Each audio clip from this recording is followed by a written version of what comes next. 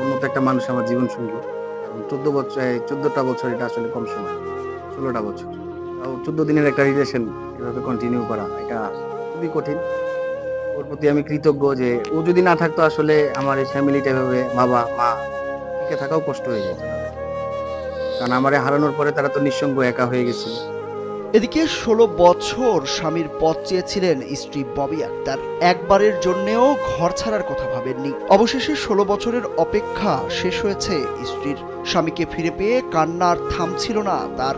ববি আক্তার জানান, বিয়ের ১৪ দিনের মাথায় স্বামী কারাগারে চলে যান। তখন থেকে স্বামীর অপেক্ষায় ছিলেন তিনি। দিন গড়িয়ে বছর হয়েছে, বছর গড়িয়ে দশক হয়েছে, তবুও তার মুক্তি মেলেনি। অবশেষে ১৬ বছর পর এলো সেই দিন।